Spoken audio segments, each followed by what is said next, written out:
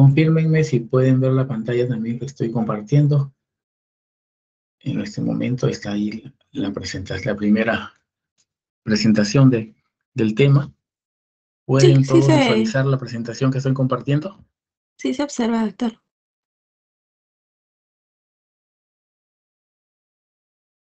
Hola. Sí, doctor, sí se visualiza la presentación.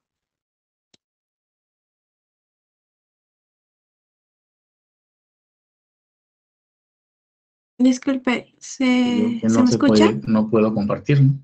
No, sí se visualiza, doctor. Sí se ve la presentación.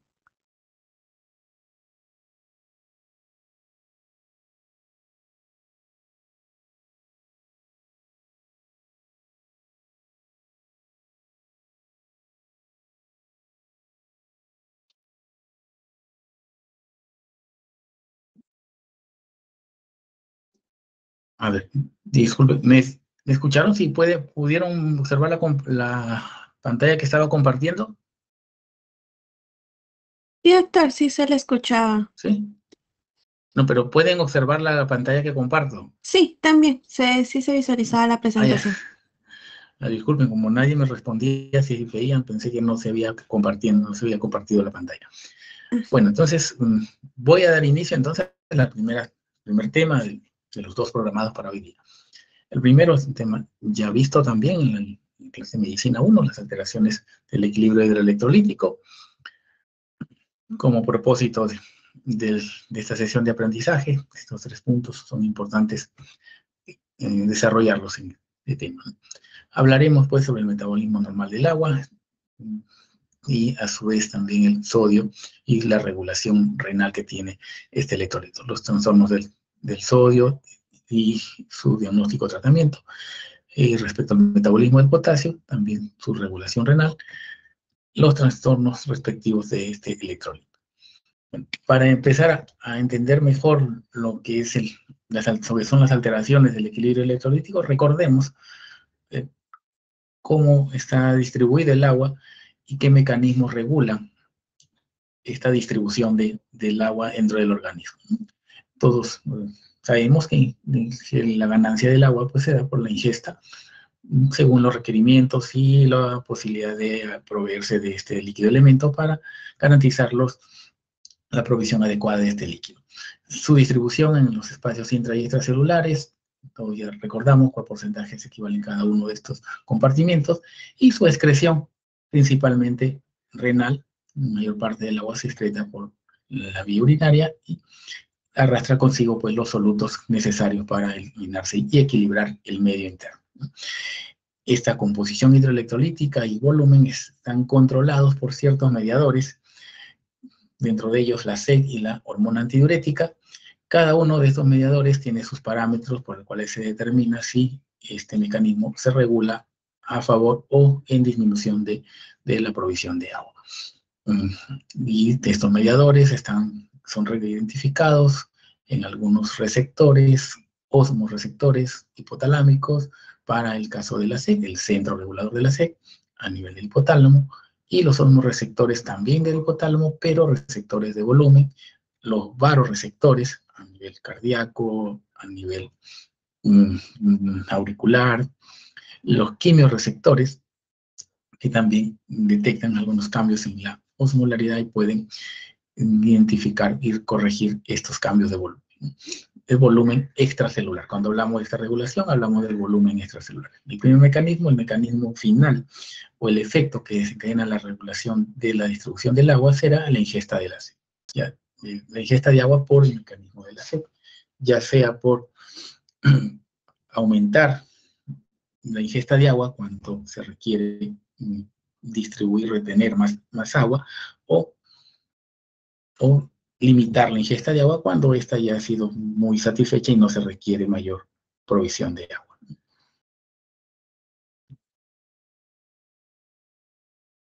Asimismo, también en el caso del mecanismo de la hormona antidiurética, su efecto final será reabsorción renal de agua, es decir, concentrar la orina. Mediante ese mecanismo de concentración urinaria, que es el efecto de la hormona antidiurética, el riñón retiene agua para garantizar el medio interno dentro de características osmolares adecuadas, ¿no? Esa es la principal función de este mecanismo regulador de la hormona antidiurética. Y luego, asimismo, la distribución del agua tiene su importancia porque mediante estos tres compartimientos principales, que son el intracelular y el extracelular, dentro de ellos pues sabemos que el intracelular ocupa pues la mayor parte de distribución del volumen de agua del cuerpo. Tanto que sigue en varones equivale al 60% de su peso y en mujeres del 50-55% del peso corporal. Pero su importancia está pues en regular este volumen cuando nos referimos al volumen intracelular. Es esencial pues, para la función propia de la célula, ¿no? Está regulada por mecanismos de hemorragia plasmática a través de los cambios que tiene el equilibrio hídrico en el extracelular. La regulación de la hemorragia plasmática determina la regulación del contenido de líquido, el agua en el intracelular, ¿no? Y el volumen plasmático en sí, la circulación del volumen plasmático en el espacio vascular, es esencial pues, para la perfusión tisular adecuada. Está estrechamente relacionado con la regulación del equilibrio del sodio, es decir, la cantidad del sodio o su disminución. Un exceso de sodio indicará un exceso de agua, un déficit de sodio indicará un déficit de agua. Es así que todos estos mecanismos que acabamos de mencionar siempre van a estar integrados, incluyen pues los mecanismos del sistema nervioso central, cardiovasculares y renales, todos mediados por estos mecanismos mediadores de endo, para y autóctonos, y toda una compleja serie de interacciones a nivel celular. El objetivo de todo ello es mantener constante la cantidad de agua y a la vez su distribución relativa entre los diversos compartimentos, entre el intracelular y el extracelular. Este mecanismo de movilización de agua entre estos espacios se debe o se da gracias a unas fuerzas osmóticas que son el principal determinante de esta distribución en ambos espacios. ¿Quién determina esas fuerzas osmóticas? Un soluto que determina ciertas propiedades de osmolaridad y osmolaridad medidos por los cambios en concentraciones de estos solutos y su relación con el medio líquido del extracelular, en este caso el agua.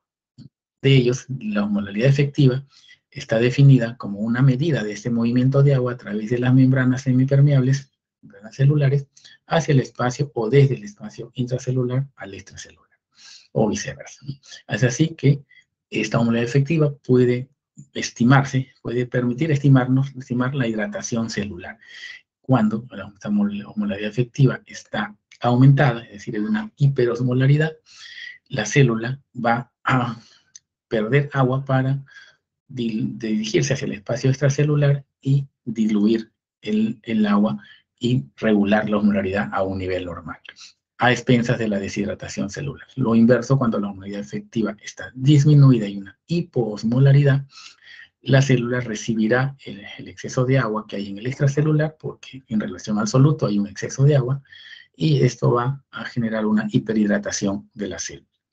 Cuando esto es patológico o persistente, desencadenará las diversas patologías que veremos luego como complicaciones de las alteraciones hidroelectrolíticas.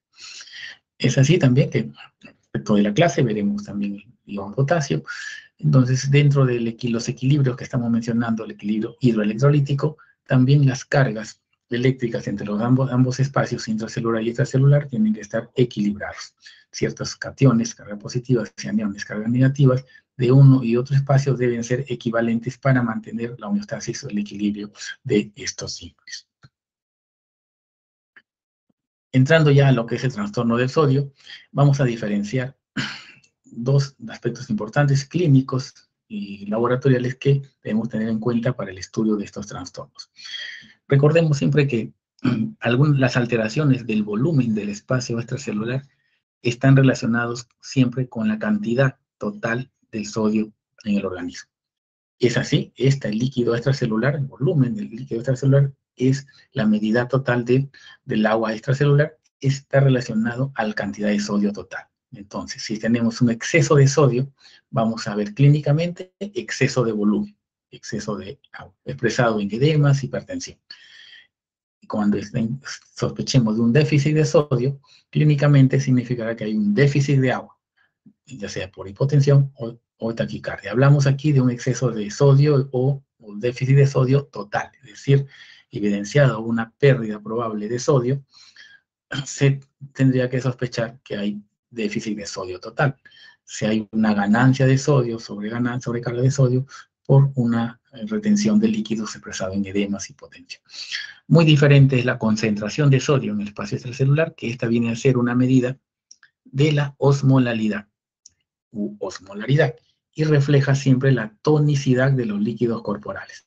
Porque en el caso del líquido extracelular será la tonicidad medida por la concentración de sodio, que es la relación que existe en cantidad de sodio por litro de agua de este espacio extracelular.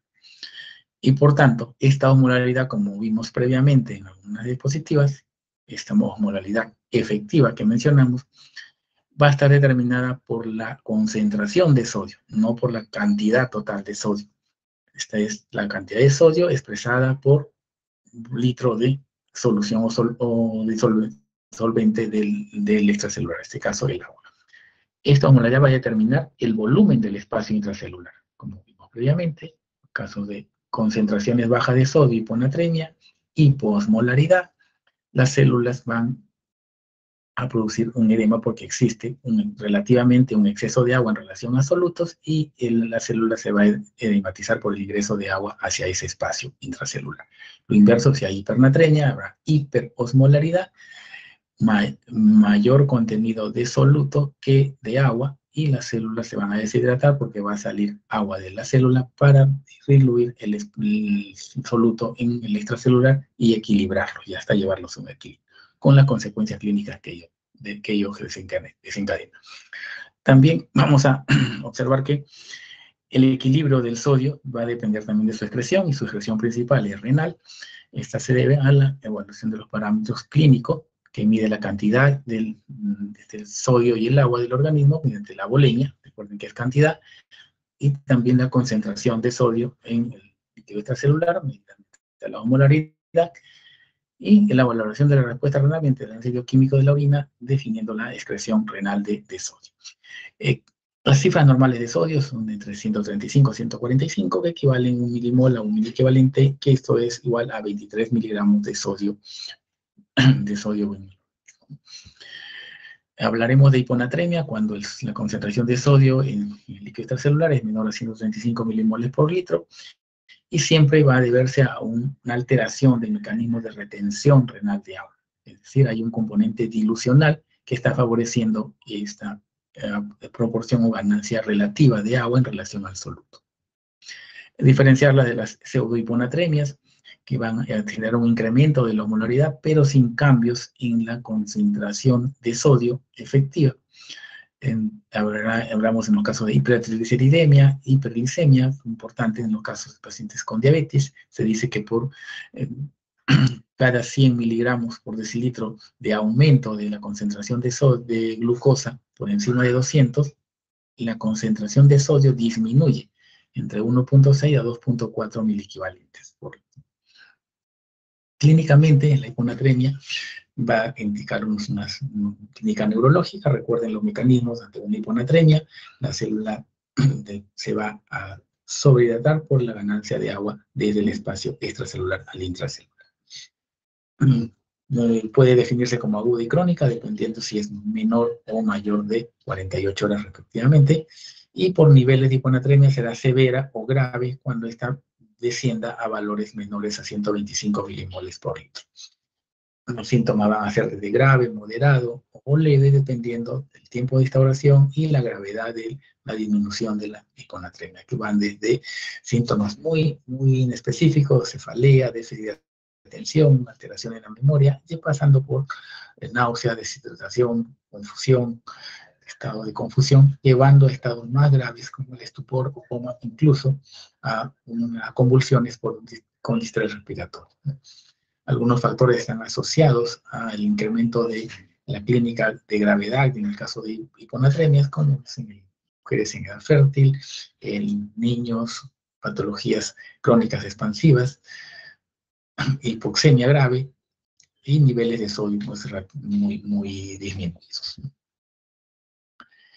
Los trastornos del sodio van a diagnosticarse mediante la medición de ciertos estudios a nivel de bioquímica del suero, partiendo por desde la glucosa, la creatinina para ver funciones renales, el sodio, potasio y la osmolaridad plasmática, y también la bioquímica en orina para evaluar cómo está la excreción renal.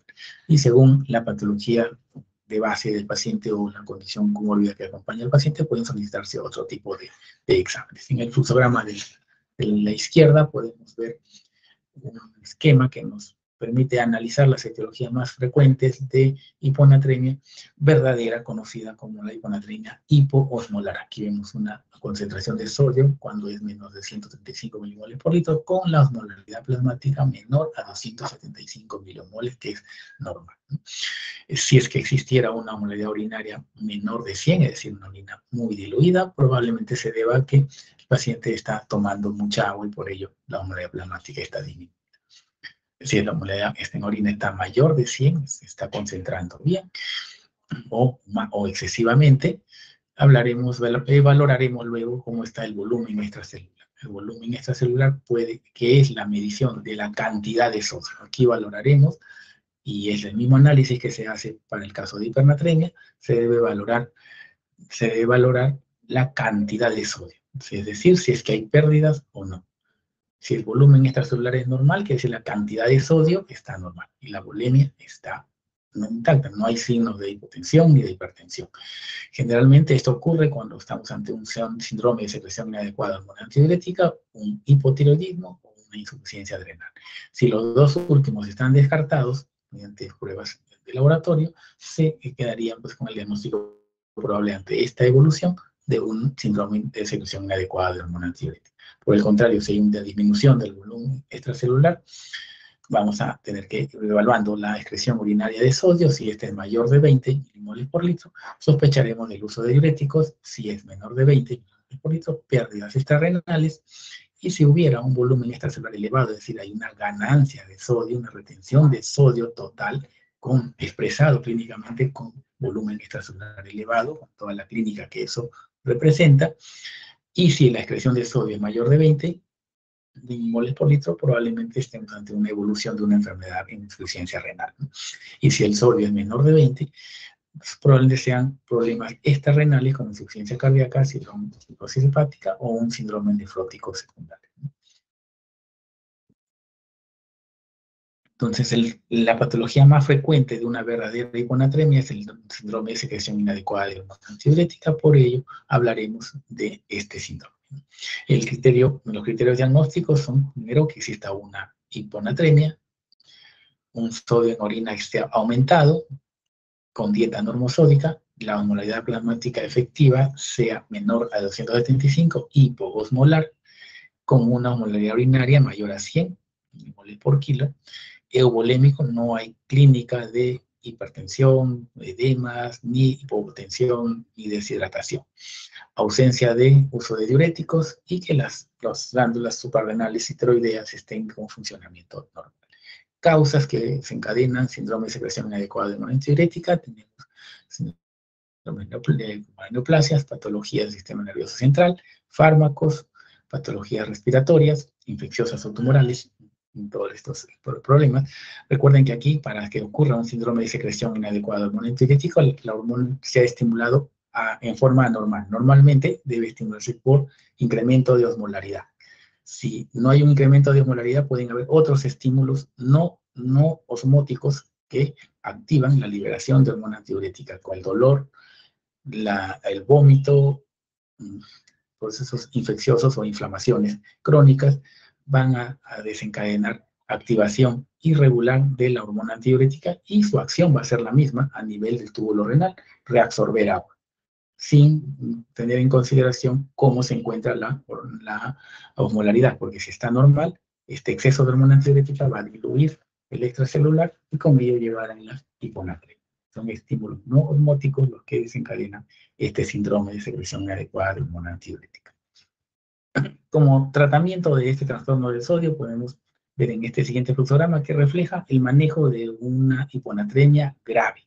monitorizado el paciente en área crítica, donde debe vigilarse el paciente con estos trastornos por esta hiponatremia grave, donde se administra sodio en altas concentraciones o sodio con concentraciones hipertónicas al 3%, monitorizado constantemente los signos hemodinámicos y respiratorios y neurológicos para evitar las complicaciones propias de la sobrecorrección o excesiva corrección de la anatremia. Es así que se va administrando de acuerdo a una bomba de infusión y a los niveles de anatremia, si esta es grave o moderada o grave, y se va controlando la anatremia cada 2 horas para ver si ha alcanzado los niveles normales. Una vez alcanzados los niveles normales, se puede suspender o mantener la misma dosis según la evolución del paciente, hasta definir la etiología, que es donde debe garantizarse pues, la reversión de la patología. En los casos de hipervolemia, en complicaciones de hiponatremia no graves, se debe tratar la causa subyacente, de administrarse diuréticos para aumentar la pérdida de agua por la hipervolemia, restricción de agua y sal. Si el caso es hipovolémico, y con pérdidas de sodio excesivas que están generando estado de hipovolemia, el tratamiento, pues considerando todos los casos el manejo de la enfermedad de base, se debe manejar el estado de shock, si el paciente se encuentra de shock, corregirlo y después recién restablecer la corrección para el caso de hiponatremia si es que lo requiere. Si no hay contraindicaciones para la vía oral, en el caso de hiponatremia leve, esta puede ser suplementada por cápsulas de cloruro de sodio por vía oral, obviamente, hasta 20 gramos al día, que aportan 1 gramo de cloruro de sodio respectivo.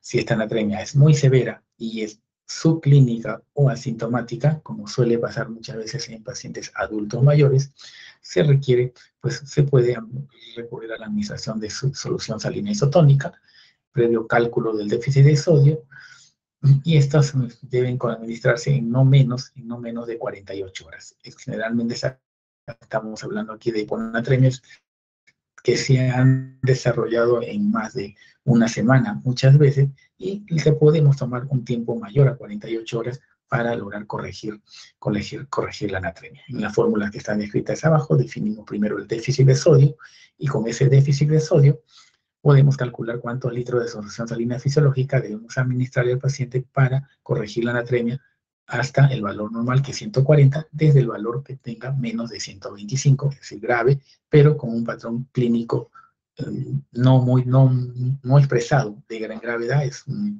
condición subclínica o asintomática, pero evidente y que persiste. Pues podemos administrarle unos litros de solución salina divididos según goteo o flujo de fluidos a administrar, dividido entre 3 o hasta 4, incluso algunas veces hasta mantener al paciente en un tratamiento así por 1 semana.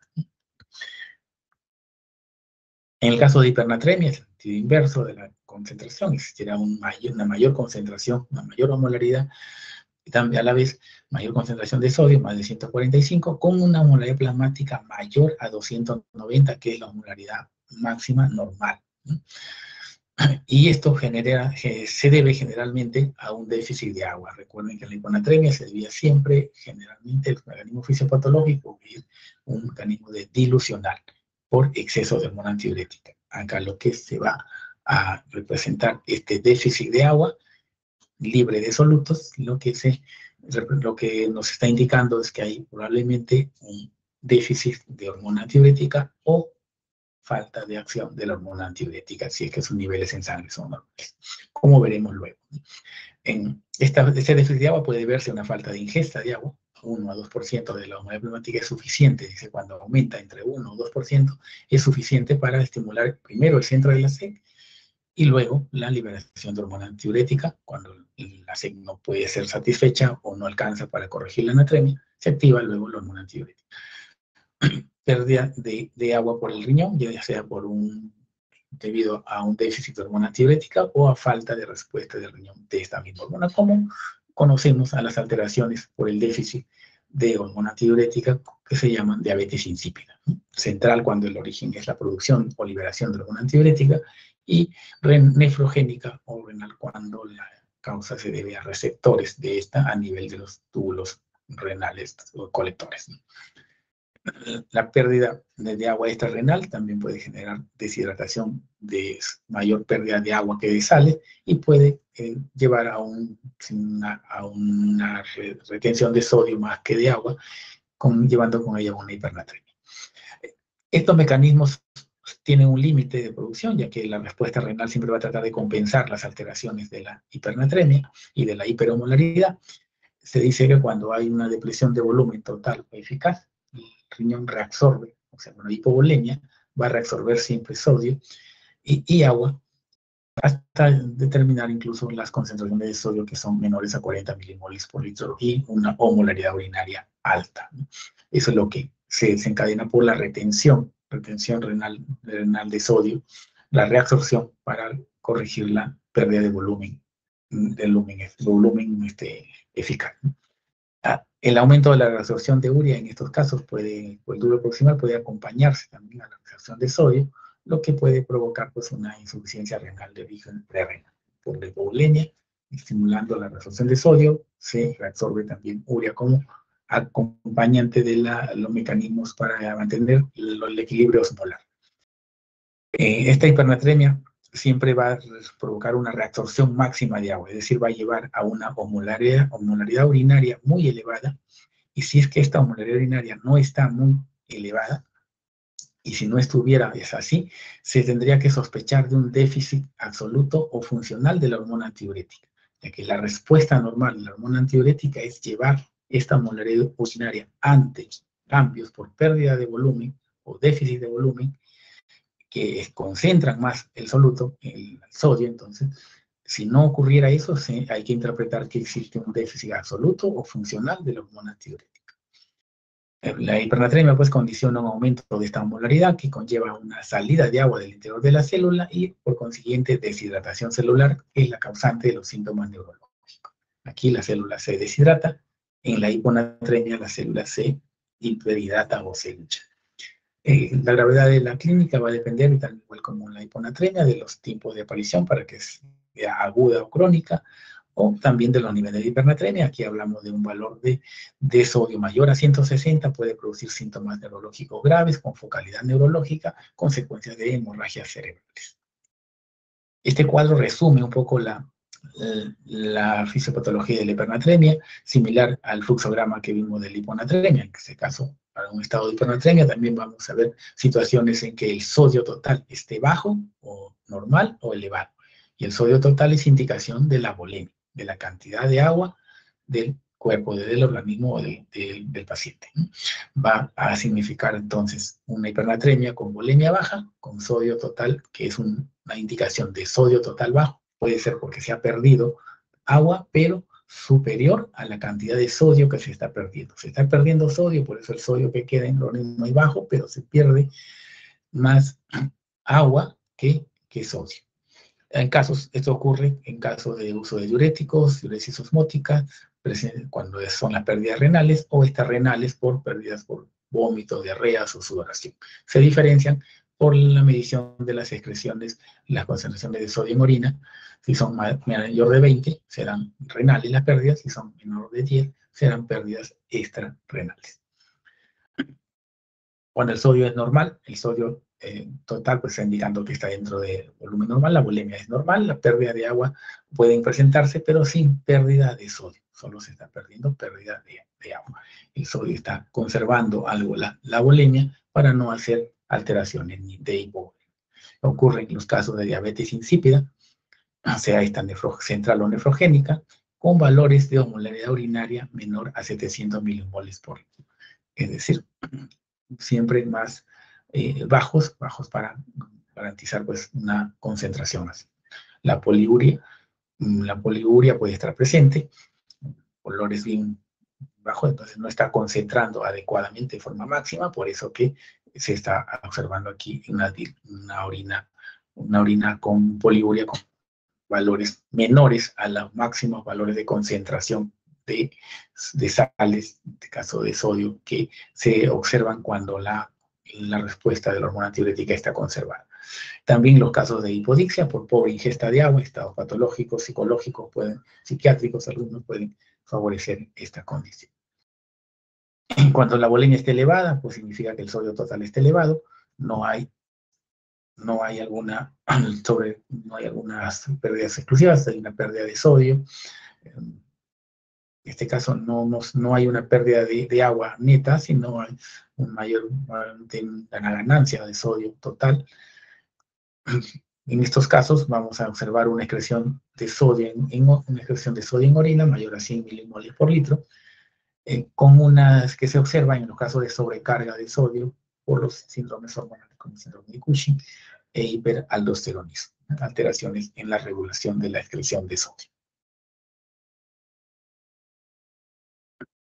El tratamiento de la hipernatremia va a depender mucho de los estados de volemia que encontremos, ya sea con hipovolemia, que significa sodio total bajo, con hipervolemia, sodio total elevado, o normovolemia con sodio total dentro de valores normales. En el primer caso, se debe tratar con reposición de solución salina fisiológica hasta reponer la volemia clínicamente identificada y continuar con suero hipotónico y es conformado con glucosado al 5% o glucosalino al 0.45%, que es al medio molar. En los casos de hipervolemia, se corregirá esta hipernatremia solo con suero glucosado y se puede agregar una furosemida para estimular la pérdida de agua y sodio, que puede ser endovenoso, una ampolla cada 8 o 12 horas. En el caso de normovolemia, sospecharemos de la diabetes insípida, y en el caso de si fuera una diabetes insípida central, lo que se debe hacer es añadir el tratamiento de desmopresina, que es análogo de la hormona antidiurética, sintética en este caso, ya sea intranasal o endovenoso. Y si es nefrogénica, determinar la causa que está produciendo ello es importante, pueden ser fármacos u otras, o alguna patología del paciente que pueden producir también una diabetes insípida nefrogénica. Es decir, se produce buena cantidad de hormona antidiurética, pero los receptores para las acoporinas donde actúa esta hormona no están respondiendo para la acción final de esta hormona. Se puede agregar una dieta pobre en sodio e hipoproteica, hidroclorotiazida de 25, es decir, una tableta hasta 4 tabletas por día, y suspender la medicación que puede estar sospechándose de causante de esta secreción de hormona, de esta diabetes insípida. Si la condición es una hipodixia, pues debemos forzar al paciente a que ingiera agua como corresponde.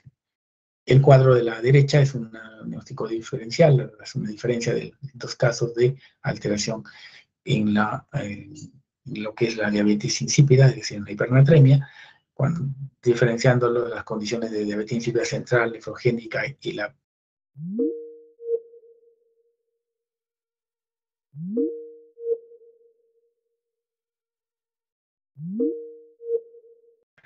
restricción hídrica y cómo está la hormona antidiurética en plasma. Vemos que en la diabetes insípida central siempre va a estar disminuida, en la diabetes insípida nefrogénica puede estar normal, incluso aumentada, porque se entiende que no existe, el riñón entiende que no hay hormona antidiurética y se estimula más la producción de hormona antidiurética, aunque no tenga el efecto esperado.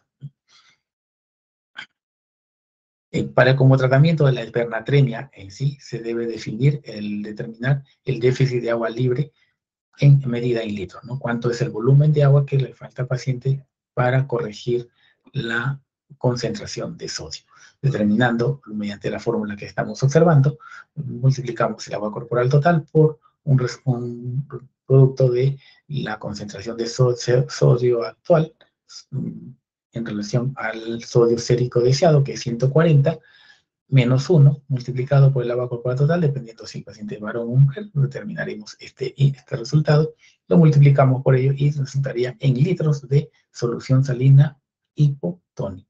Generalmente, solución salina medio molar, que vamos a administrarle el total de volumen que resulte, debemos administrarle en el 50% del total de estas pérdidas en las primeras 24 horas y el resto podemos fraccionar hasta en 48 o 72 horas siguientes.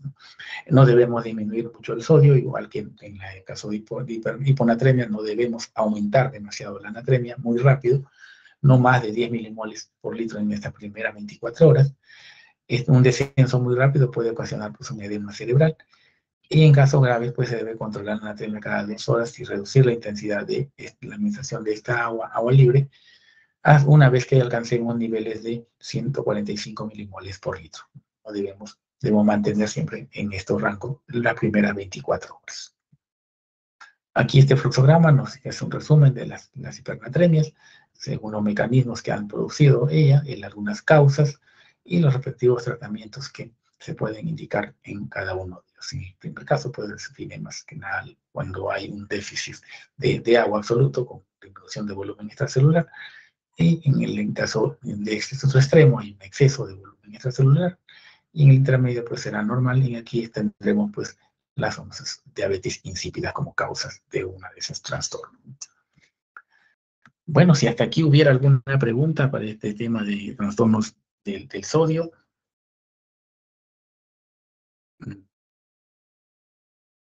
O aporte, comentario.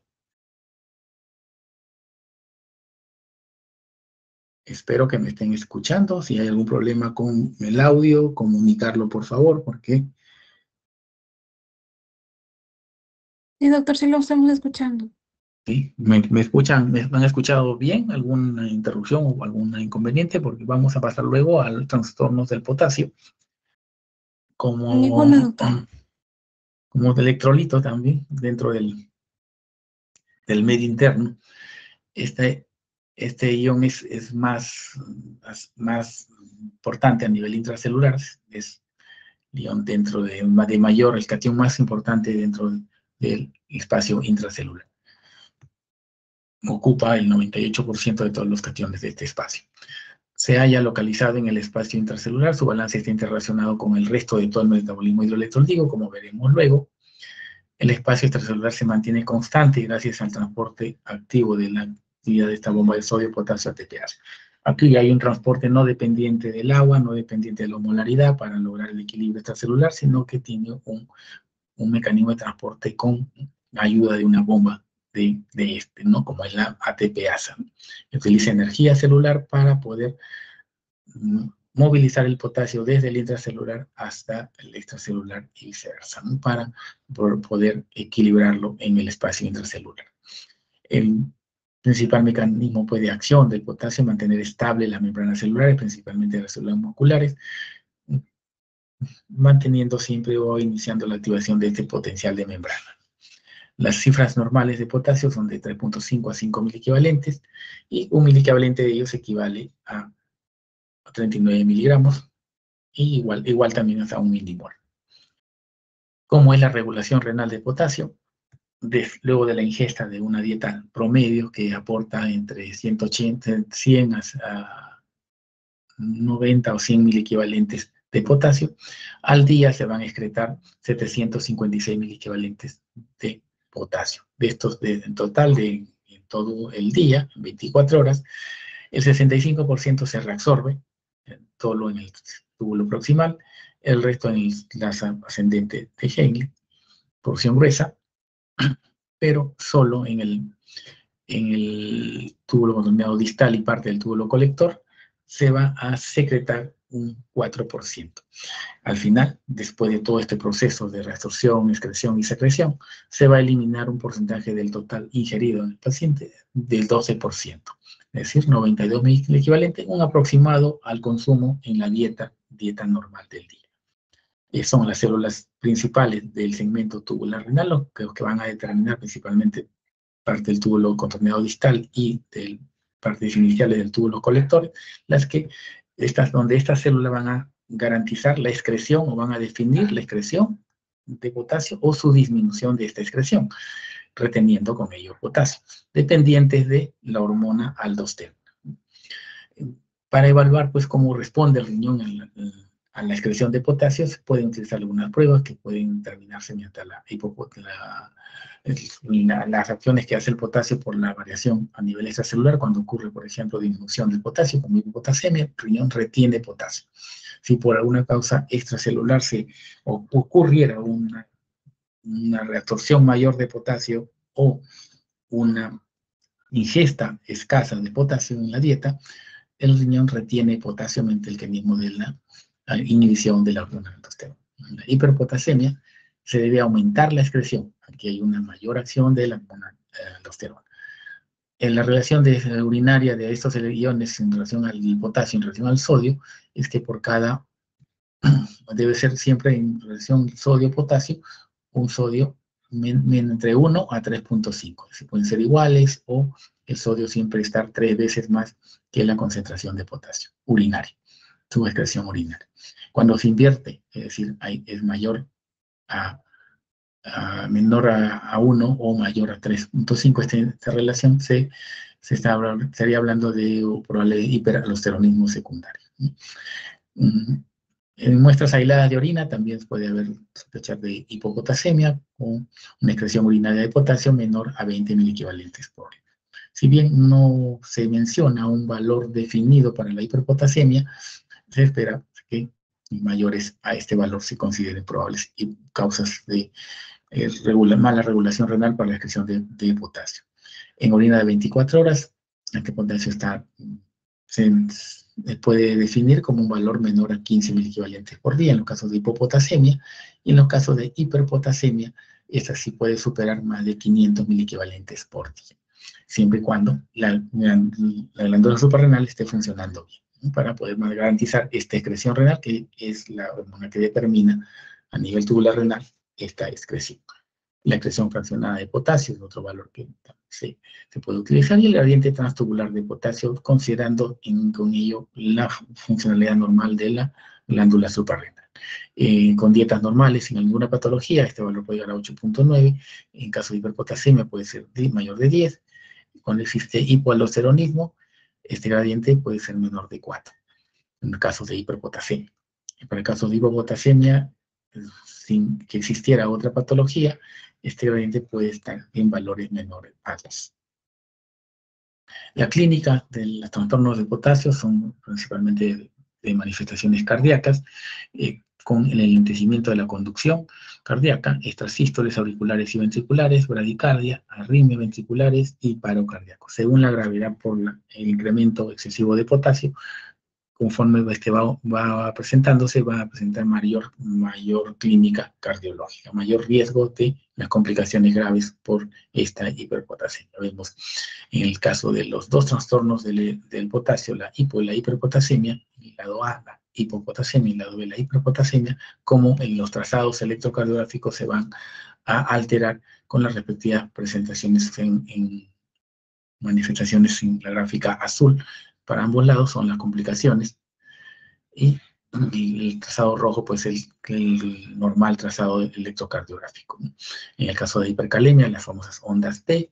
En el caso de hiperpotasemia, la depresión de la onda T, el segmento la onda U, el segmento que termina la onda U, que es una onda patológica en los casos de hipocalemia. Vamos a encontrarlas pues estas depresiones, ¿no?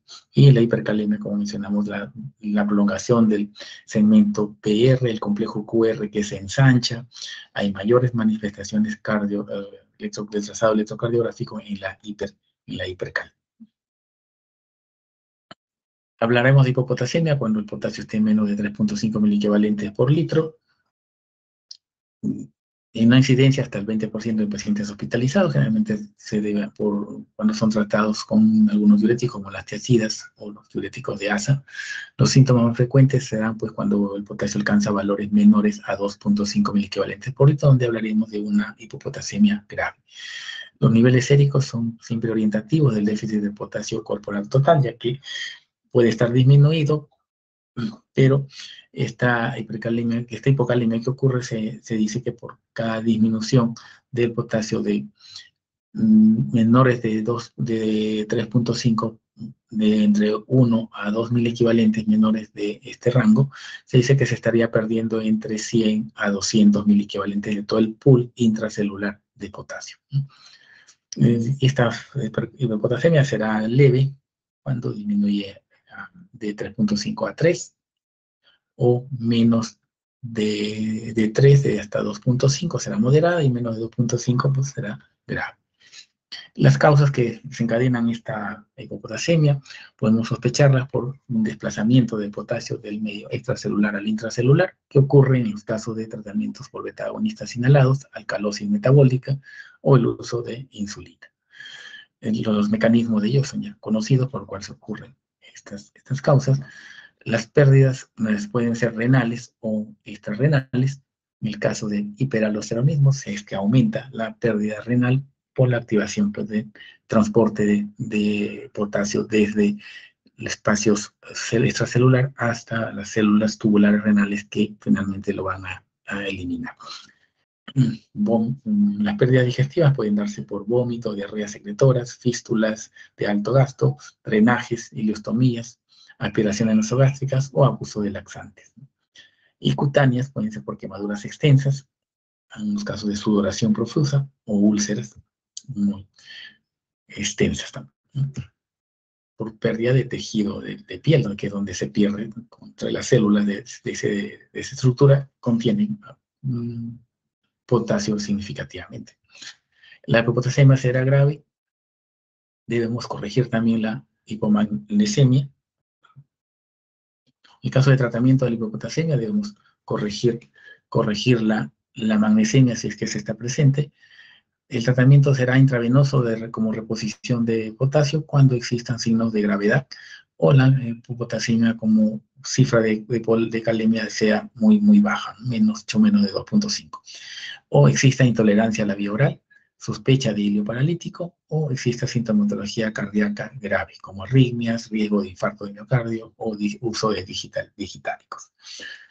Recuerden que la administración oral de potasio es una medida rápida y mientras el paciente tolere la vía oral, esta se debe utilizar con alimentos ricos en potasio. Los frutos secos, por ejemplo, los cítricos, los plátanos son los alimentos que contienen mayor contenido de potasio y ello puede ayudar a reponer si es que el paciente tolera la vía oral. Y debe administrarse en caso de ser dosis mayores a 20 milivalentes por hora, utilizándose una vía central. Debe ser por vía central, ya que esto va a garantizar que no ocurra una flebitis de las venas periféricas. También debe estar en función de los niveles séricos y la eliminación urinaria de potasio, ya que si la eliminación urinaria de potasio no es excesiva, quizás pueda recuperar resolviendo pues el problema de fondo, si es un uso de diuréticos, suspenderlo. Esta hipopotasemia grave se puede utilizar dosis altas de potasio que pueden alcanzar los 40 equivalentes, diluidos en 500 mililitros de solución salina fisiológica pasadas en 2 horas. Y luego se puede disminuir la administración hasta 120 equivalentes en 24 horas. No superar con infusión más de 20 equivalentes por hora y diluirlo siempre en solución salina fisiológica. Cuando hay hipomagnesemia, debemos administrar sulfato de magnesio en dosis de 1.5 gramos de magnesio en 100 mililitros de suero glucosado al 5% y pasarlo en 15 minutos. En los casos de hipercalemia, siempre debe identificarse un factor predisponente. En estos casos, el factor predisponente siempre va a ser la insuficiencia renal. Mientras más avanzada sea esa insuficiencia renal, su asociación a los fármacos va a ser un factor de riesgo alto para producir hipercalemia. Puede significar en ellos una circunstancia grave que amenace la vida del paciente. Puede ser leve, moderada, grave cuando sea mayor a 7 equivalentes por litro. El déficit de mineralocorticoides es una causa también muy importante de posición de uso de hipercalemia, y cuando observamos a un paciente con hipercalemia con función renal normal, debemos sospechar de un déficit de mineralocorticoides, ya sea por una secreción disminuida, actividad intrínseca de la glándula suprarrenal, o por el uso de fármacos que le bloquean su síntesis o la acción de la hormona de esta hormona aldosterona, de estos mineralocorticoides en general. La insuficiencia renal es el factor más importante y cuando ésta alcanza valores de menos de 10 a 15 mililitros por minuto, pues el riesgo de hipercalemia es mayor. Si lo asociamos más a fármacos como IECAS o ARA2, va a asociarse a mayor riesgo. Es diferenciar siempre las hiperpotasemias que ocurren por hemólisis marcada de la muestra que se van a procesar o por torniquetes muy ajustados para la hora de la toma de muestra, o la demora en el procesamiento de la muestra. Otras causas son muy diversas, van desde déficit de secreción tubular, traumatismos extensos, como ocurre una lisis tumoral, una lisis, una rhabdomiólisis de compresión por los casos de traumatismos musculares extensos, las lisis tumorales por proliferación celular y con respuesta a una quimioterapia, por ejemplo, en los pacientes oncológicos pueden producir una hipercalemia. Quemaduras, hemólisis y rhabdomiólisis por otras causas, que pueden ocurrir hasta por tóxicos, como visto también por alcoholismo, drogas. Referencias en cuanto a tratamiento, aquí vemos la hiperpotasemia, el flujo diagnóstico de la hiperpotasemia, y luego cómo determinamos en esta excreción de potasio, en este análisis del diagnóstico de la hipercalemia, entre las pruebas de excreción urinaria de potasio y el gradiente transtubular de potasio, ¿no? Mencionamos que si es que las alteraciones electrocardiográficas van a estar más frecuentes, análisis también para confirmar alguna clínica de la hiperpotasemia, si llegan a ser valores más de 6.5 miliequivalentes por litro, podemos observar las ondas T picudas muy clásicas de la hipercalemia. Y van a seguir observándose mayores alteraciones si es que el potasio va aumentando. Desde la prolongación del segmento PR, el ensanchamiento del complejo QRS, hasta aplanamiento de la onda P, y las arritmias ventriculares y las consecuencias finales paro cardíaco si es que este supera los 8 miliequivalentes por litro. Como tratamiento en estos casos, vamos a observar en estos casos contrarrestar los efectos del potasio. El gluconato de potasio tiene un efecto protector porque disminuye la excitabilidad cardíaca de la hipercalemia, antagoniza los efectos del potasio en la membrana cardíaca y debemos administrarlo inmediato a la identificación de este trastorno. De 2 ampollas en 5 centímetros de cloruro salino fisiológico, pasamos en 10 minutos y debemos repetir si es que los signos electrocardiográficos de la hipercalemia persisten. Su efecto es rápido, esa es la ventaja. Los beta-2 agonistas lo que hacen es promover la entrada rápida de potasio al interior de la célula, estabiliza temporalmente la calemia y debemos estar evaluando constantemente y en conjunto administrados todos los fármacos para poder garantizar la estabilización de la calemia. La glucosa más insulina también es un medicamento que aumenta el ingreso del potasio a nivel intracelular y garantiza, pues, pero todo ello siempre va a ser temporal mientras dure el efecto del fármaco indicado. La excreción de potasio se promueve con el uso de diuréticos siempre y cuando el paciente tenga función renal normal y pueda responder adecuadamente al diurético. La excreción extrarrenal de potasio se estimula mediante el uso de resina de intercambio catiónico que pueden utilizarse en el paciente y que puede favorecer más lento que el diurético, pero favorecer en algo la pérdida de potasio. Y la hemodiálisis, como terapia de reemplazo renal, puede eliminar hasta 35 miliequivalentes de potasio por hora de hemodiálisis. De los comentarios y conclusiones que podemos tener aquí dentro de cada uno de estos puntos. La bibliografía que he utilizado para este tema. Si hubiera alguna pregunta, por favor, pueden hacerla. Hola.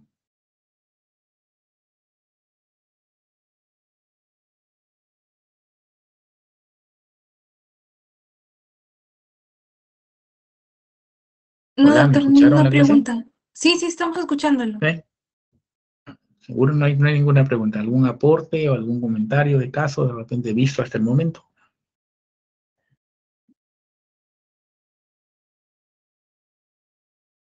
Bueno, igual si hubieran preguntas al final del siguiente tema, pueden compartir sus experiencias o preguntas o dudas al respecto.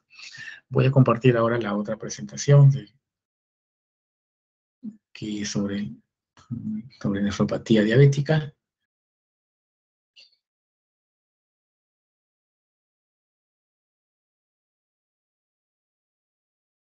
¿Pueden ver la presentación? Sí, doctor. Sí, puede observarse. Muy bien. Hablaremos entonces de la nefropatía diabética, un tema muy frecuente dentro de las patologías renales, sobre todo en estadios terminales.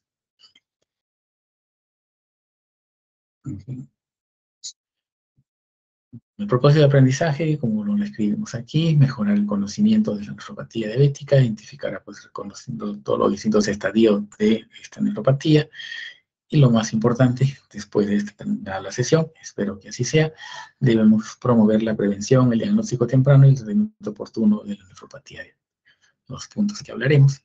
Esto solo como información general para, ¿no?, recordar que estamos ante una patología, hablando de la diabetes mellitus, estamos en una patología que va en incremento exponencial a nivel mundial, ¿no? Si ya para el año 2022 se hablaba de un promedio de entre 13 a 14% de la prevalencia, tanto en mujeres como en varones, de la diabetes mellitus. Y se estima que en ese año existirían casi aproximadamente 800 millones de adultos con diabetes. ¿Por qué es importante estudiar la diabetes y la nefropatía diabética en sí? Esta enfermedad, la diabetes mellitus, supera el 8% de la prevalencia en la población adulta, como hemos visto, y esta información es del año 2019. Los datos que están acá mencionan 422 millones de adultos con diabetes, como ven, para el 2019 y el 2022 ya habían 800 millones, según el Banco Mundial. Según la información del Banco Mundial, es el dato del 2022. Este dato de información decía, por ejemplo, que para el 2035 se alcanzarían los 592 millones. Si la información del Banco Mundial es real, pues ya superamos. Y antes de los 10 años del pronóstico. Las complicaciones cardiovasculares son la principal causa de morbilidad y mortalidad. No lo vamos a discutir ello, es así. Pero la nefropatía diabética es la novena causa principal de muerte, teniendo la diabetes como ello, ¿no? Novena causa principal de muerte. Los elevados costos de esta enfermedad, hasta un 11% de todo el gasto mundial en salud, se determina para toda la diabetes en todas sus complicaciones. La diabetes mellitus es la primera causa de nefropatía en etapa terminal. Si evaluamos un grupo de pacientes que dializan, probablemente el 60% sea por diabetes mellitus. Pero también, eso ahí no es lo más grave también, sino que también la diabetes es responsable de amputaciones no traumáticas, la principal causa de amputación no traumática de extremidades inferiores. Y también la primera causa de ceguera en adultos. Este cuadro resume, este dato es del 2022, aquí habla de 537 millones, este es otro dato de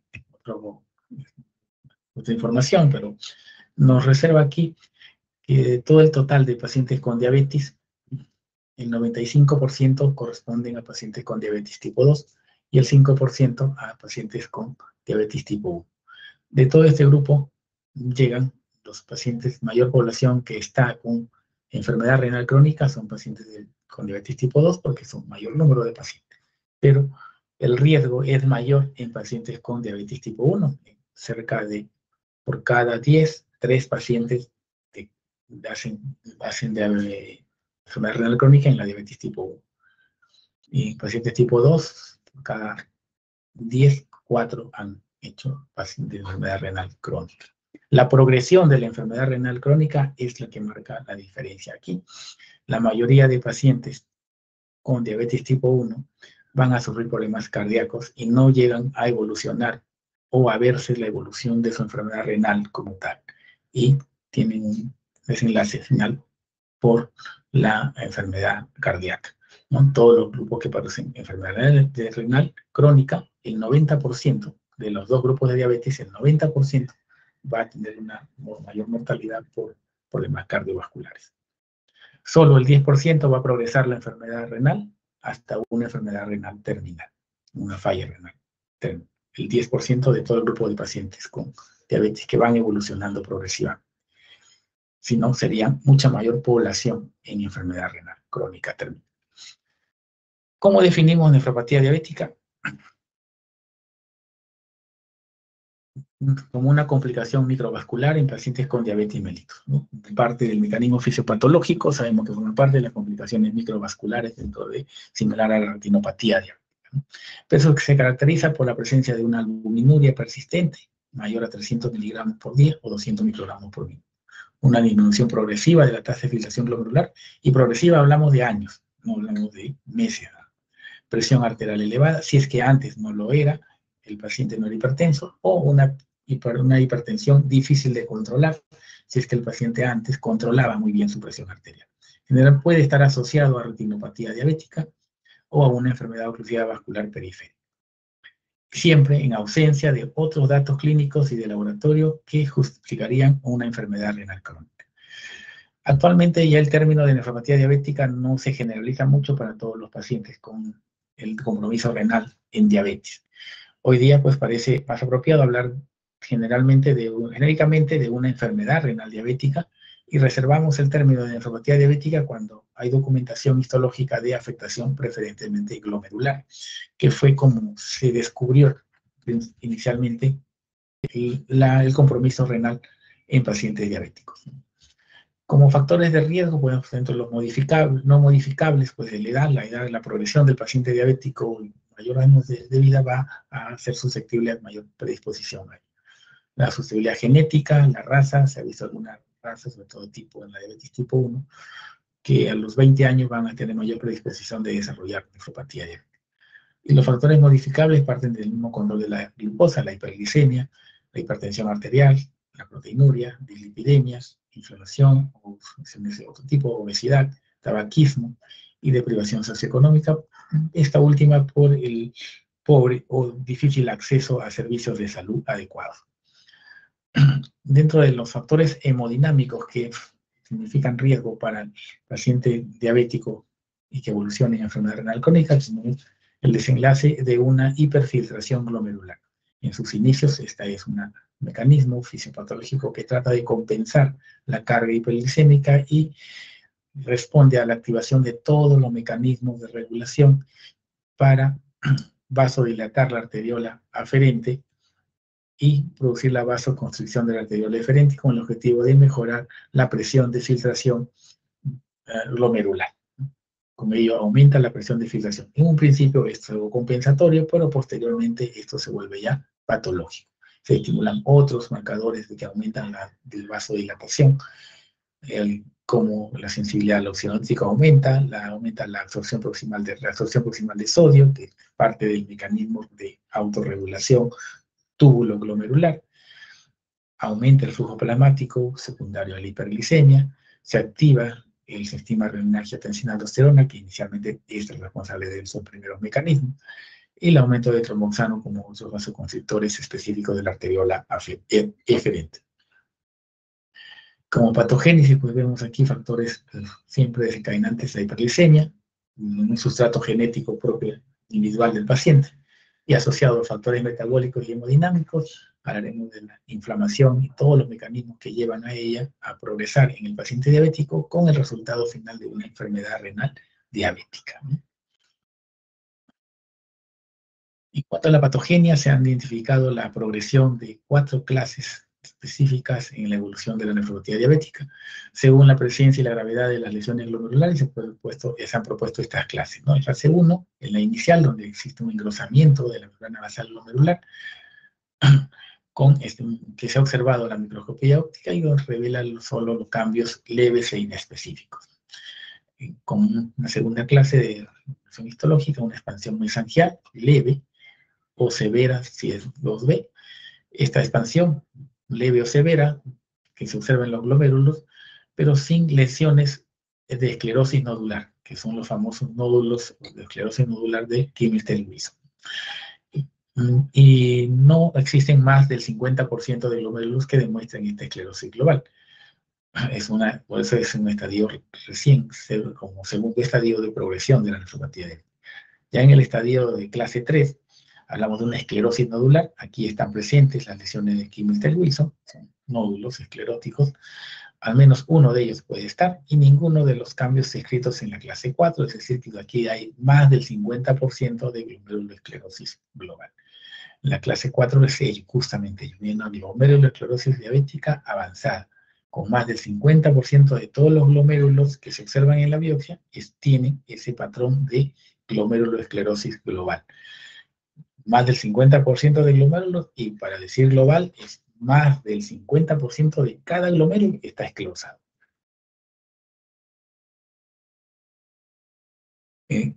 Respecto a la patogenia, pues vemos aquí una imagen de muestras de biopsia renal a la microscopía óptica primero. En la parte superior se observa con la coloración tricómico de Masson, un glomérulo de tamaño voluminoso con expansión del área mesangial y formación de nódulos hialinos y homogéneos en su interior.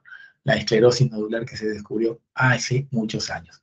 La tinción de plata metenamina en la figura intermedia muestra la dilatación de los capilares glomerulares aneurismáticos, que está indicando la presión intraglomerular aumentada y con respectiva dilatación de estos capilares. Y a la inmunofluorescencia directa en la imagen inferior, vemos con suero antialbúmina cómo se ha demostrado los depósitos lineales de la membrana basal y los capilares y tubulares. Es decir, estos depósitos se hicieron fluorescentes a la pigmentación con suero antialbúmina. Es decir, lo que estaba depositado ahí era albúmina. Y eso se descubrió que mediante esas técnicas se identificó pues, que lo que se perdía en estos casos era albúmina.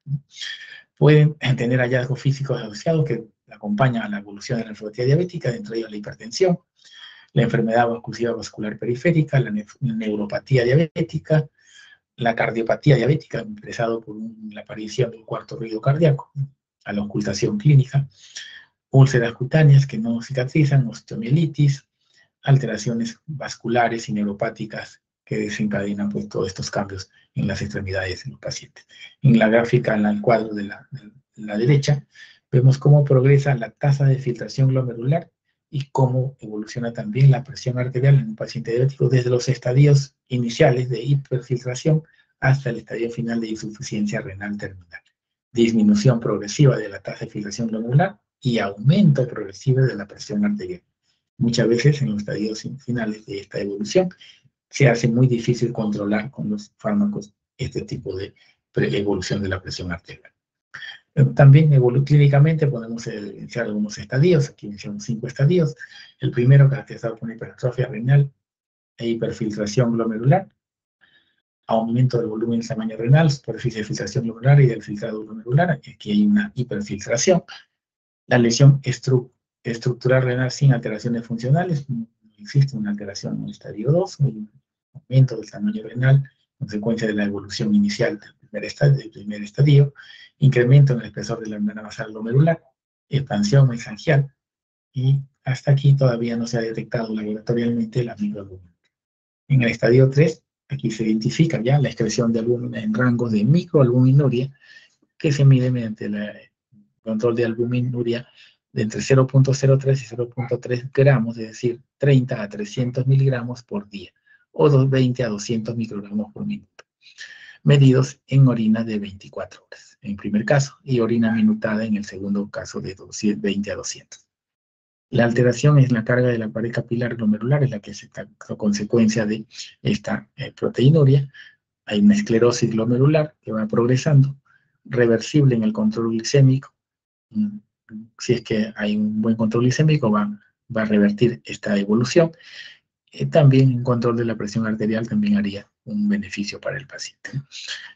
En el estadio 4 ya hay una nefropatía establecida, determinada o definida por la proteinuria ya mayor a 300 miligramos en 24 horas o mayor a 200 microgramos por minuto. Hay un deterioro progresivo del filtrado glomerular, llevando a la insuficiencia renal progresiva. El estadio 5 es ya la insuficiencia renal terminal, con indicación y evaluación probable de que el paciente para que ingrese a diálisis, ¿no? Terapia de reemplazo renal. Este cuadro resume todo lo que hemos mencionado de los 5 estadios, donde el estadio 2 es el silente, el 3 es el incipiente, el de microalbuminuria, reversible hasta aquí la evolución. Vemos los años que pasan desde el diagnóstico de diabetes mellitus, entre 6 a 15 años.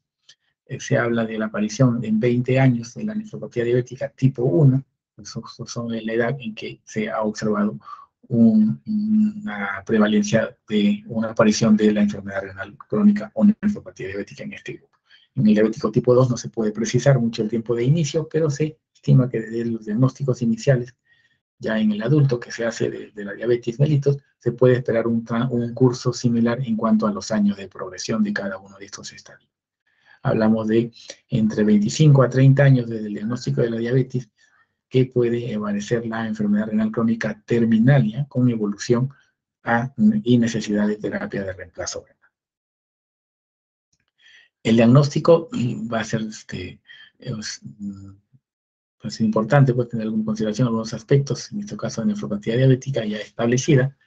La velocidad de progresión es una velocidad de progresión lenta, de años, diferenciar entre si es que es algo agudo o crónico reagudizado, descartar si hay otras nefropatías causantes de este deterioro de la función renal, otras etiologías de nefropatía, estudiar otras complicaciones micro y macrovasculares en el paciente diabético, que muchas veces se asocian, la retinopatía, por ejemplo, en el diabético tipo 2 se asocia frecuentemente a esta condición clínica de nefropatía.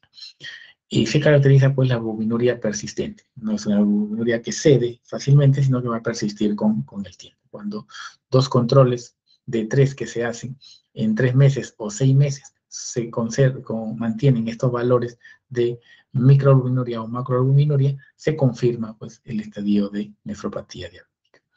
Y la disminución progresiva también de la tasa de filtración glomerular, asociado a la hipertensión, la presión arterial que persiste elevada, difícil de tratamiento, o de no haber sido hipertenso el paciente, ahora resulta con una hipertensión progresiva. Este cuadro resume las distintos métodos de laboratorio que existen para definir la proteinuria, siendo esta un marcador importante del daño renal en la nefropatía diabética, y así en cualquier daño, como marcador de cualquier daño renal.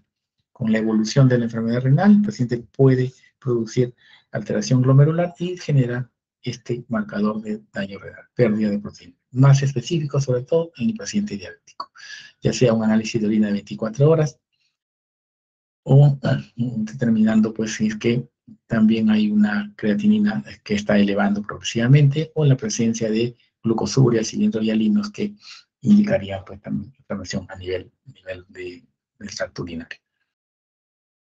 Y aquí tenemos pruebas como orina 24 horas, el índice albúmina creatinuria, o el cociente albuminuria creatinuria, que puede ser hasta una muestra de orina al azar, y la orina minutada, que es una orina que se mide en horas, se puede hacer hasta 3 horas, se recolecta la orina y se mide cuál es la acreción urinaria de albúmina en medidos en microgramos por minuto, ¿no?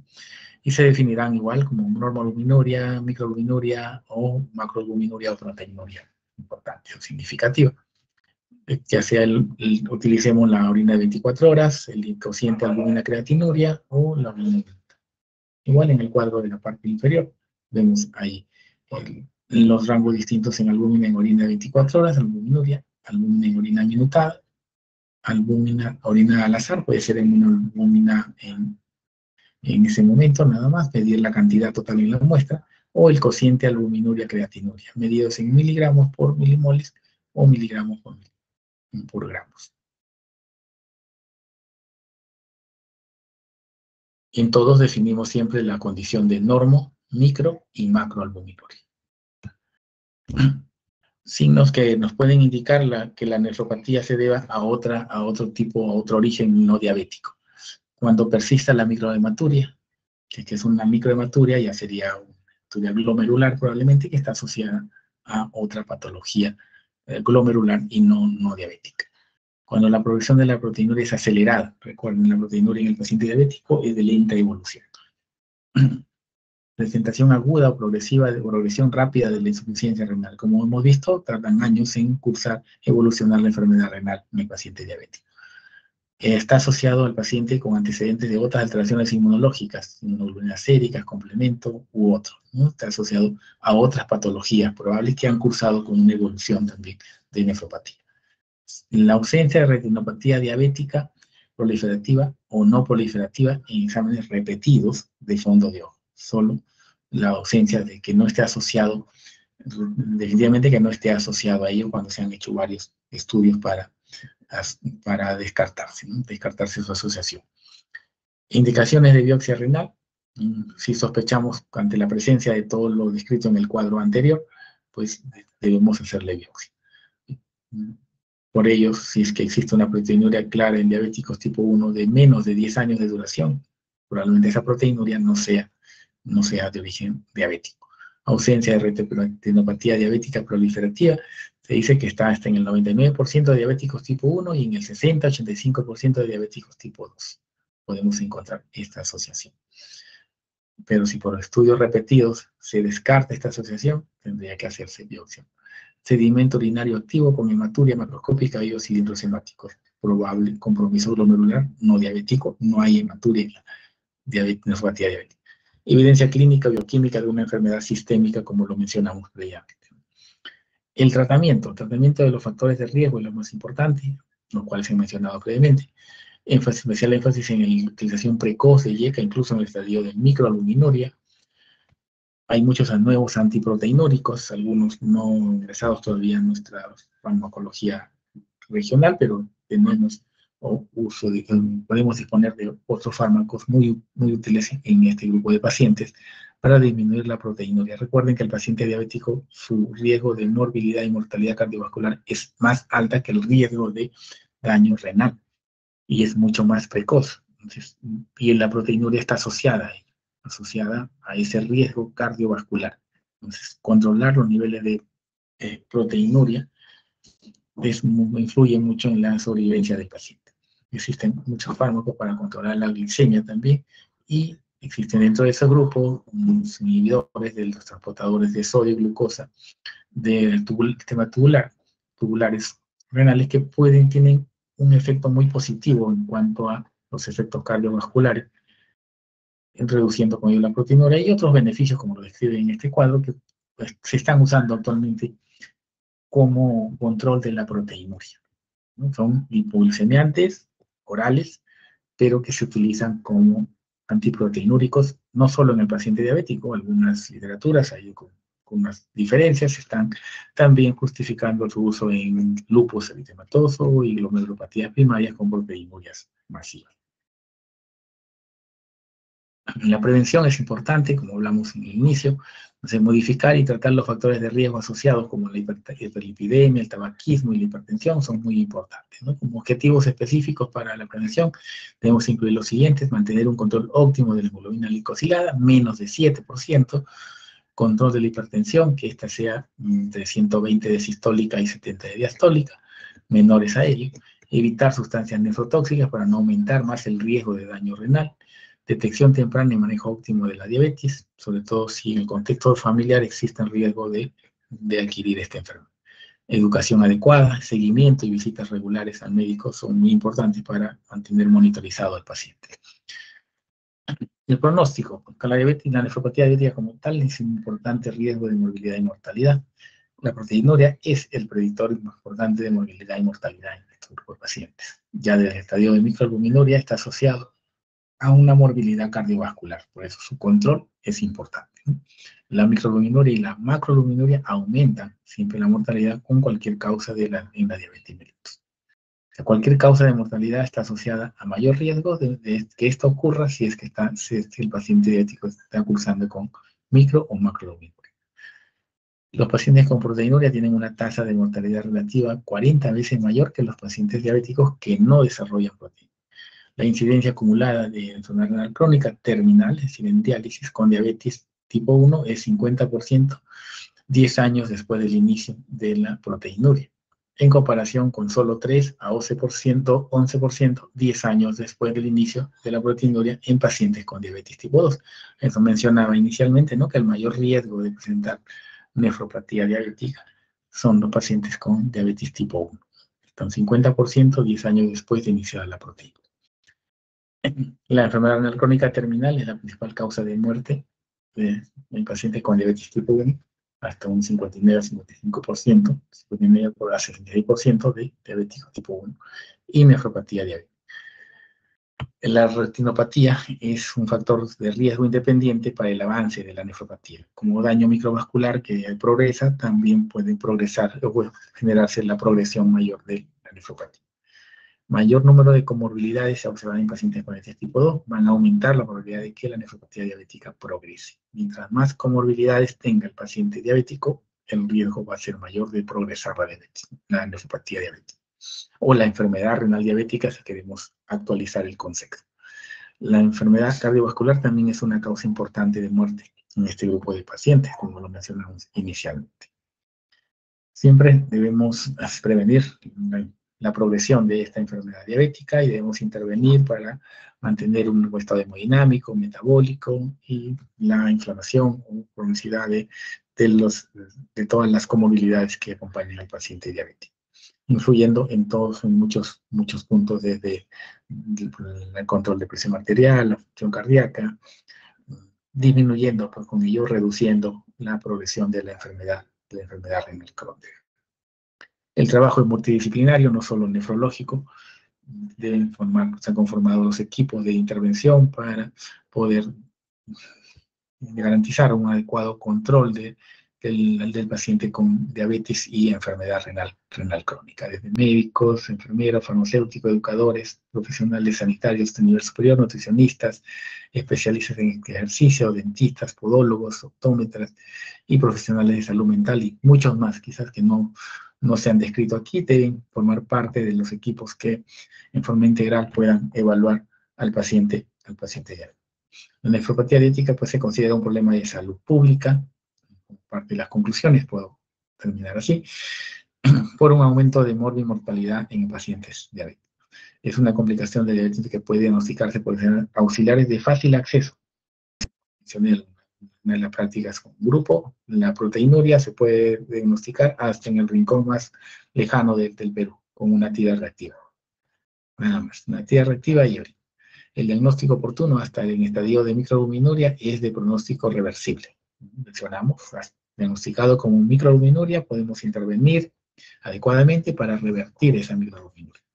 La adecuación, el seguimiento es la mejor prevención de las complicaciones crónicas en el paciente diabético por lo prolongado que es la progresión, pues la intervención, educación y seguimiento van a garantizar pues, la mejor prevención de esta enfermedad. Reflexiones de aprendizajes, mantener un trabajo en equipo para mejorar la atención de los pacientes diabéticos y control de complicaciones crónicas. Recordar pues, que la microalbuminuria diagnosticada en el paciente diabético puede ser reversible si se controla a tiempo. Resaltamos ello. Y algunas referencias bibliográficas consultadas para este tema. Bien. Se alcanza un tiempo todavía, además pensaba que iba a acabar con algún tiempo muy limitado, pero bueno, si tuvieran alguna consulta o pregunta respecto a uno de los temas que hemos terminado, pueden hacerla, compartir alguna experiencia, caso clínico, paciente o alguna opinión sobre el tema. O sobre los temas, o los dos temas que acabamos de presentar.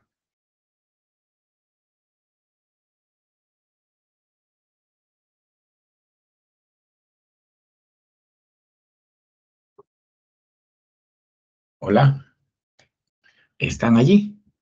Sí, doctor. Sí, doctor. Ay, bueno, a ver, vamos a ver si tuvieran alguna pregunta que ver sobre todos. Probablemente hemos visto alguna vez un paciente con alguna de las complicaciones diabéticas y de las complicaciones electrolíticas, probablemente en alguna otra rotación, en algún ambiente hospitalario, hemos escuchado o hemos visto un paciente que pueda tener un probable trastorno electrolítico. Si bien no se cumple muchas veces, y somos testigos de ello en nuestros hospitales, no siempre se cumple estrictamente el protocolo diagnóstico, el seguimiento, el tratamiento, pero tratamos de que en lo posible se cumpla y se garantice la corrección electrolítica lo más pronto posible para el paciente.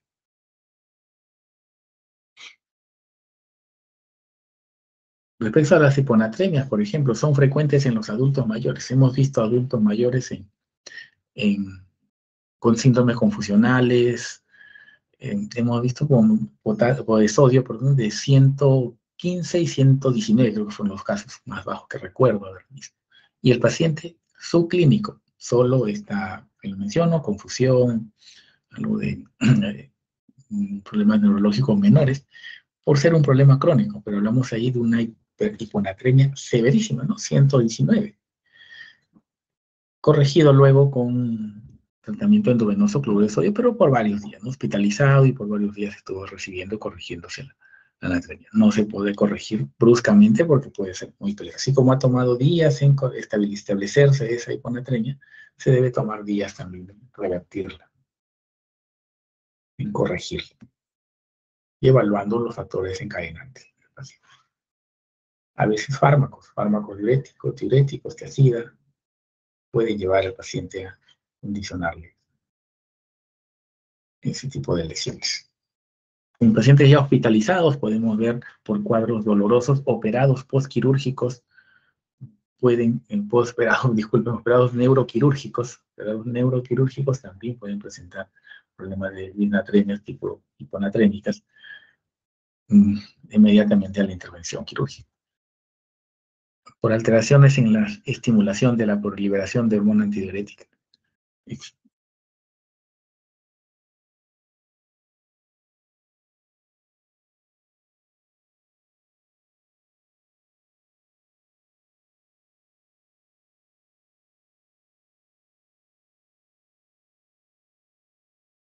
Hola, ¿me escuchan?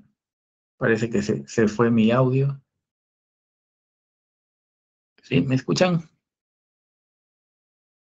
Doctor, sí lo escuchamos. Sí, disculpen, parece que se ha ido mi audio, hubo interferencia con otro sonido aquí.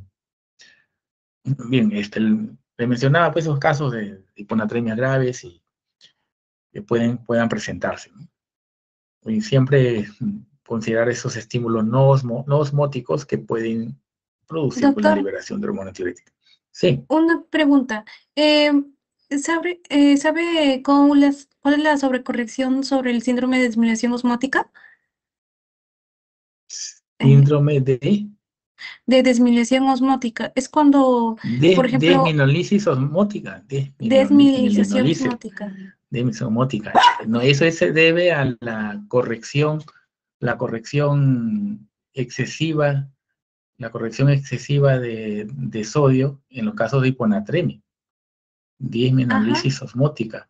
Sí, cuando no debemos aumentar demasiado la natremia en las correcciones, sobre todo si son casos agudos, si sospechamos que son casos agudos, corregirlo muy rápido puede, y más en crónicos también debe tenerse cuidado, sobre todo adultos mayores que son de CB, esos casos crónicos, pero en casos agudos y severos de hiponatremia, no debemos, no debemos corregirlos demasiado excesivos. No más de, se habla de 8 hasta 8 miliequivalentes por día, debemos aumentar de natremia en 24, hablamos de 24 horas, un día, los niveles de sodio. Si está, por ejemplo, en 125, no debemos llevar más de 133 en un día.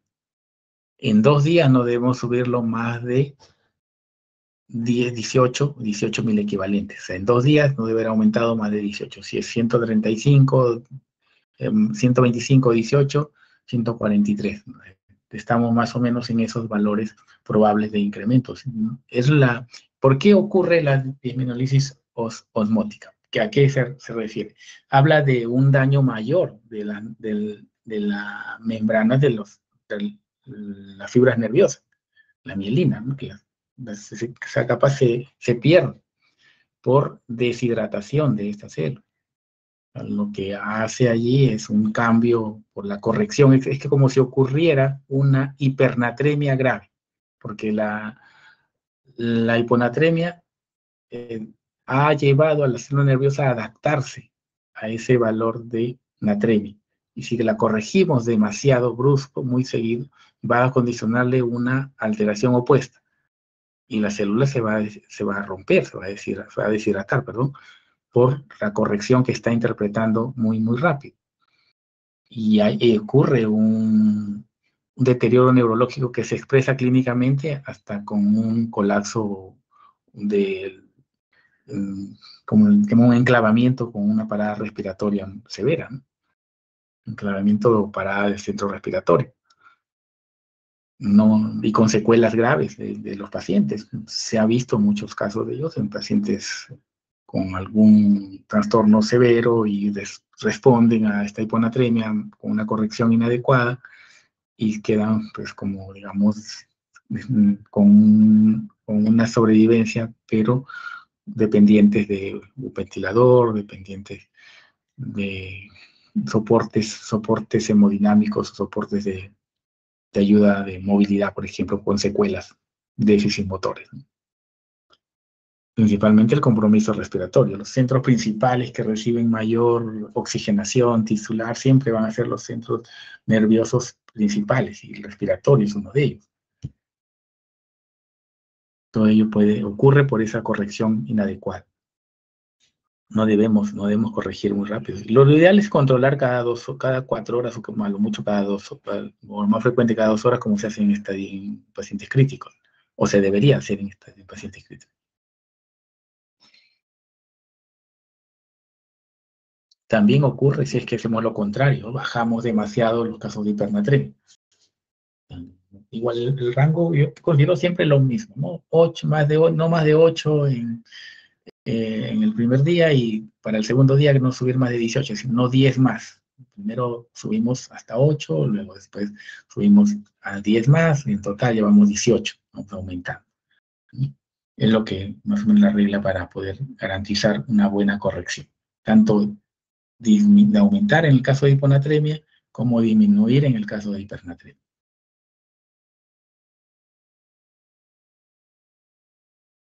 No sé si estuvo clara el comentario o...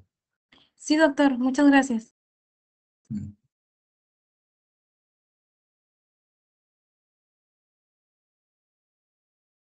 Bueno, ¿alguien más tiene algún comentario, pregunta, aporte? También se aceptan aportes, ¿no? Sé que alguno puede tener una revisión diferente, una versión de alguna literatura. Todo se discute en este momento. Tenemos tiempo.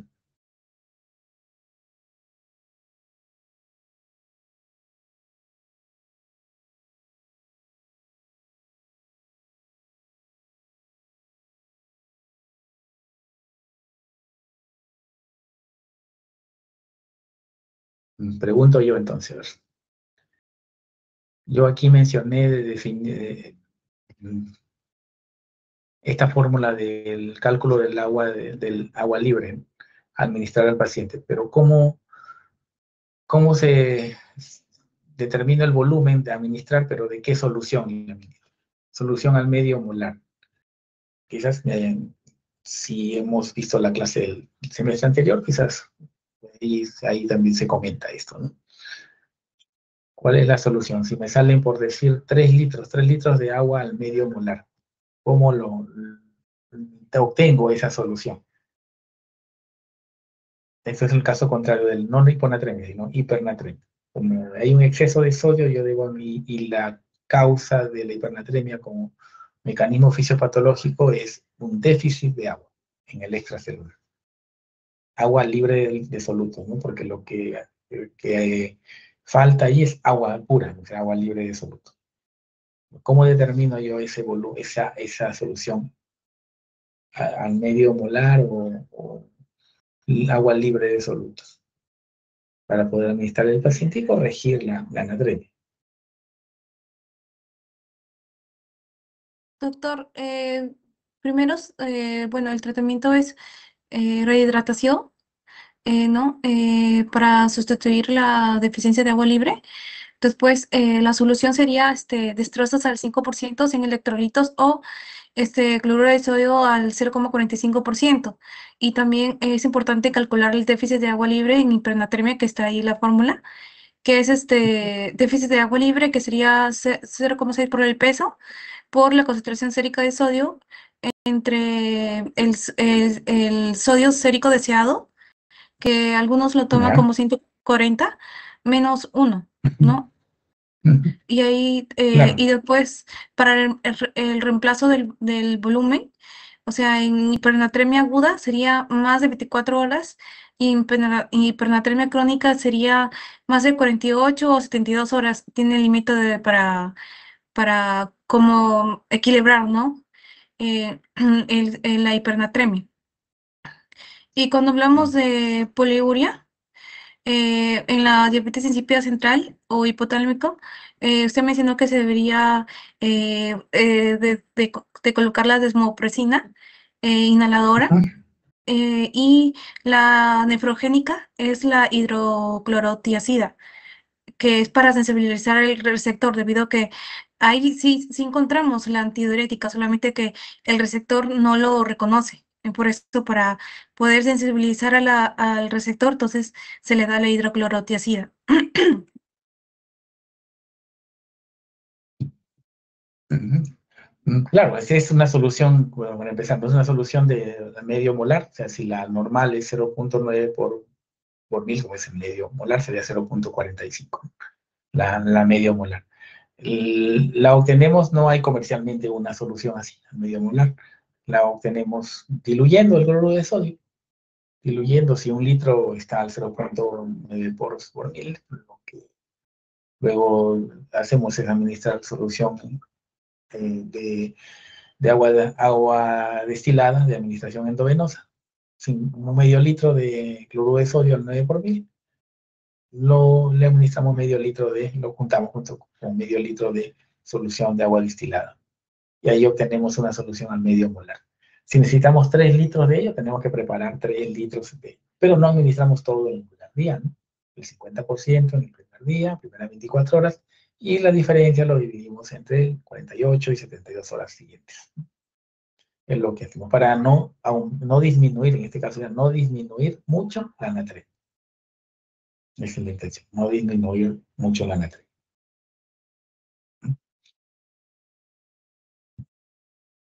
Bueno, ahí estamos, entonces creo que ya sí completamos el tiempo de las clases, pero igual si hubieran más Doctor, preguntas, yo me quedo. doctor, ¿Sí? buenas Sí, adelante.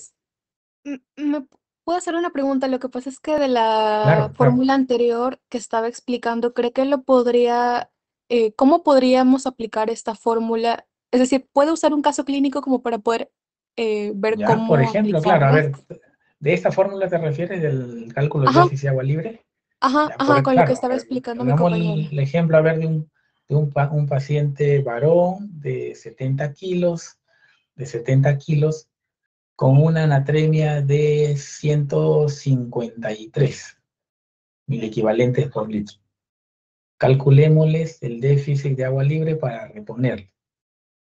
Tenemos natremia actual, 153. Tenemos natremia sérica para deseada, que es 140, siempre es 140 la que se espera.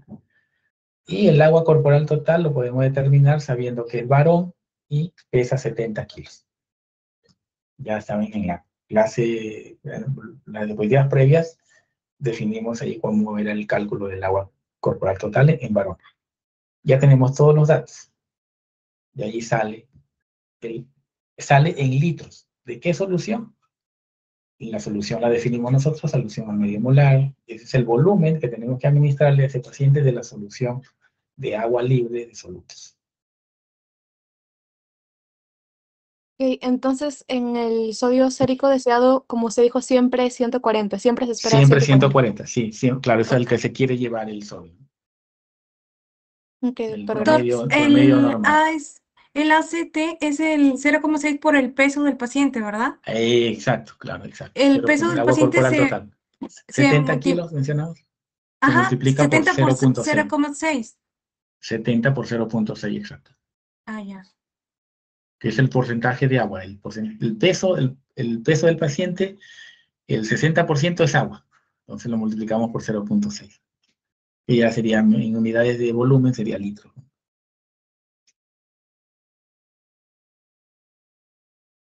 ¿Cuáles son unidades de volumen? Disculpe, no lo escuché. ¿Mililitros? No, litros sería, litros. Ah, ya. En litros. Entonces sería 0,6 por 70 por 12, porque sería 153, dijo, menos 140 sería 13, menos 1, 12. Y No, sería, no, no es menos, no es menos, no es menos. Recuerda que hay un signo ahí de relación, o sea, ay, de división. me chispoteé, sí, sí, sí. Ah, no es menos, no es Muchas menos. gracias. Ay,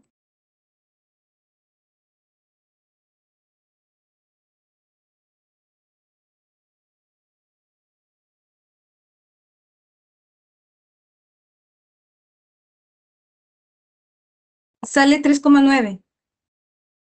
El resultado total. Ajá. Ya. 6 por 7, 70 sería 42, ¿no? 4.2 menos 0.9, claro. Y sale más de 3 litros, ¿no? Ese volumen de 3 litros sería lo que hay que pasarle al paciente de esa solución. Más de 3 litros y medio, ¿no? ¿3 cuánto exactamente? 3,9. Hacia casi 4 litros, ¿no? Sí, Esos casi 4 litros. casi 4 litros se van a dividir al paciente y el 50% de lo que son 2 litros 450, ¿sería? ¿Cuántos más o menos un litro, claro, litro 400, Un litros litro 95. 800. Ya, un litro 95 sería lo que le vamos a pasar en 24 horas. O sea, 2 litros. Es poco, no es demasiado. En algunos pacientes que pesan más o que tienen más diferencia de natremia, va a observarse mayor ganancia de mayor volumen a administrar, pero siempre ese es el cálculo del volumen total para corregir la natremia a 140.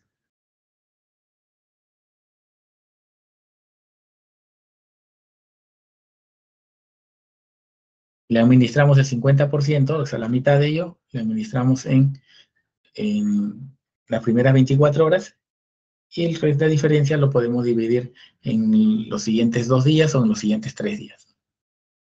48, 72 horas.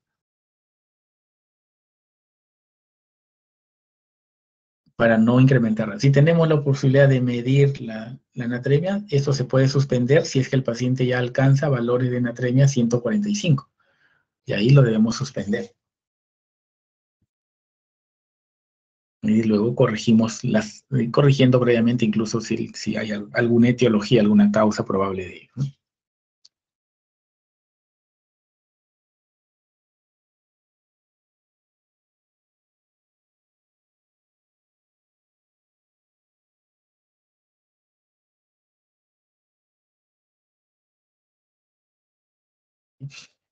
¿Me quedó claro? ¿Alguien tiene una duda al respecto o aportes de repente? Doctora, ¿sí puede venirlos en el examen, por ejemplo, con ese cálculo de... Una pregunta, ¿no? Sí, Qué es buena posible, pregunta. sí, es posible. Es posible, sí. Es posible. Porque se ha visto en la teoría, se ha visto, se ha mencionado, entonces es posible que sí. Claro, no el mismo caso.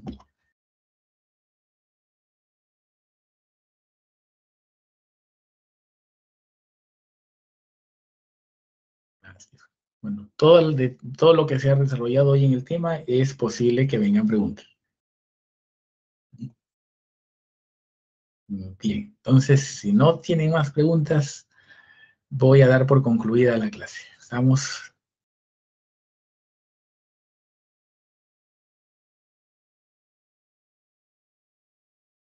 Gracias, doctor. ya, quedamos entonces hasta la próxima. Cuídense, vamos.